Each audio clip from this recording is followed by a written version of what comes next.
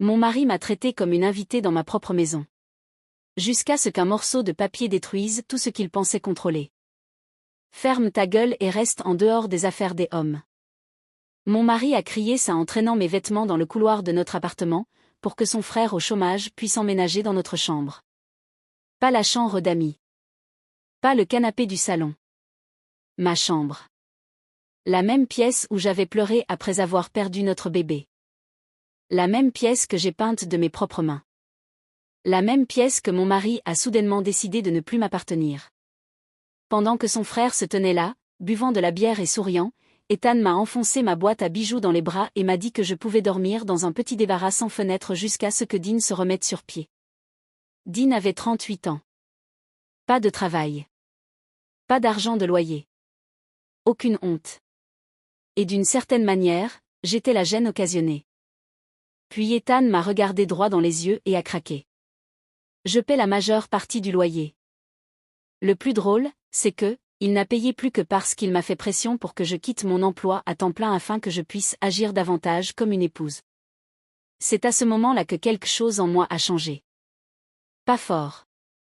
Pas dramatique. Juste froid. Parce que j'ai finalement réalisé qu'il ne s'agissait pas d'aider la famille. Il s'agissait d'un homme qui croyait que le mariage signifiait que sa femme pouvait être mise de côté chaque fois que son frère l'exigeait. Puis mon téléphone a sonné. Ma mère, je suis en bas. Fais-moi entrer. Ethan a vu le message et a immédiatement paniqué. N'ose à impliquer ta mère dans ça. Mais 5 minutes plus tard, ma mère est entrée dans l'appartement, a jeté un coup d'œil au canapé posé dans ma chambre, et a souri. Puis elle dit calmement, les affaires des hommes ? Bien. J'ai apporté l'acte. L'expression d'Ethan a changé si vite que cela aurait presque été drôle si mon cœur ne battait pas si fort. L'acte, il répéta prudemment. Ma mère est entrée plus loin dans l'appartement, posant son sac à main sur le comptoir de la cuisine avec une précision calme. Elle n'a pas élevé la voix. Elle n'en a jamais eu besoin. Oui, dit-elle. L'acte. Dean se redressa depuis la porte, perdant finalement ce sourire paresseux. De quoi parle-t-elle ?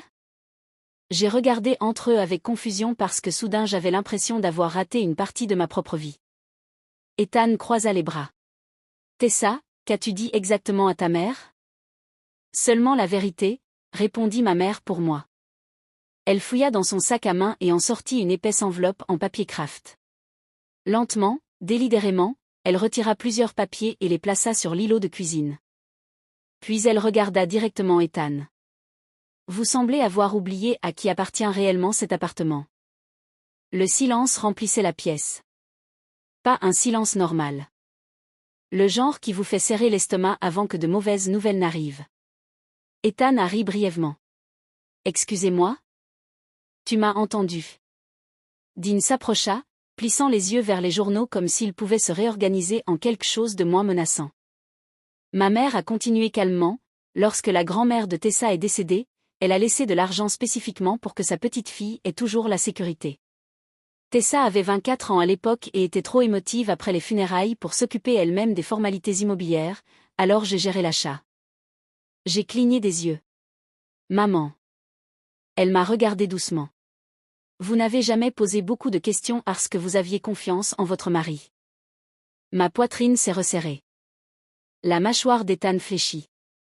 Je paie l'hypothèque depuis des années. Non, corrigea ma mère. Vous avez envoyé de l'argent sur un compte appartenant à une LLC créée sous la fiducie de Tessa. Dean fronça les sourcils. Qu'est-ce que ça veut dire ? Cela signifie, dit ma mère en se tournant vers lui, ton frère a passé